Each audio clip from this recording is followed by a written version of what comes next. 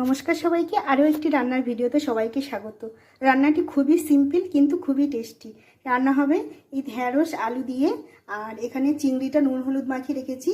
তো চিংড়ি ঢ্যাঁড়স আলু দিয়ে একটা সবজি তরকারি হবে।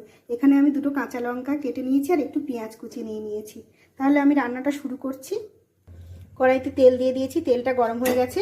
এবার হলুদ লবণ মাখানো চিংড়িটা দিয়ে ভেজে নেব। দিয়ে দিলাম চিংড়িটা, এবার ভেজে নেব। চিংড়ি ভাজা হয়ে গেছে, চিংড়িটা তুলে নেব। দিয়ে দিচ্ছি সর্ষের তেল। এবার এখানে দিয়ে দিচ্ছি 5 ফোড়ন, দিয়ে দিচ্ছি কাঁচা লঙ্কা। এবারে দিয়ে দেবো পেঁয়াজ কুচি। পেঁয়াজ ভাজা হয়ে গেছে, টুকরো করে রাখা আলুগুলো দিয়ে একটু ভেজে নেব। আলুগুলো একটু কিছুক্ষণ ভেজে নেব। আলু ভাজা আমার হয়ে গেছে, এর মধ্যে আমি ঢ্যাঁড়সগুলো অ্যাড করব। দিয়ে দিচ্ছি কেটে ধুয়ে রাখা ঢ্যাঁড়স। এবারে ভালো করে মিক্স করে নেব। এবারে কিছুক্ষণ ভালো করে সবজিগুলো সব একসঙ্গে ভেজে নেব।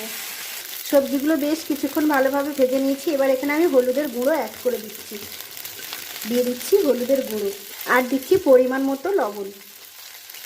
এবার ভালো করে এর সঙ্গে মিক্স করে নেব।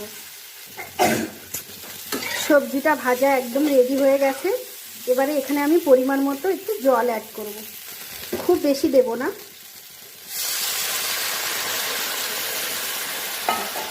এইটুকুনি জল অ্যাড করবো এখানে,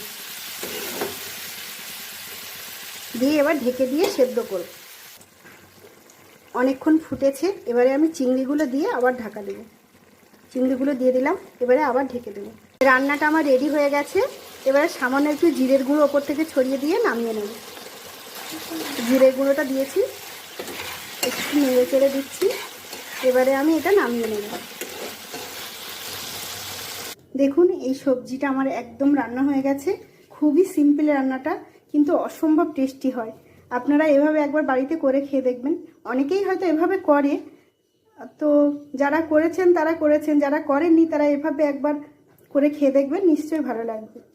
ভালো লাগলে একটু লাইক কমেন্ট করে দেবেন। ধন্যবাদ সবাইকে।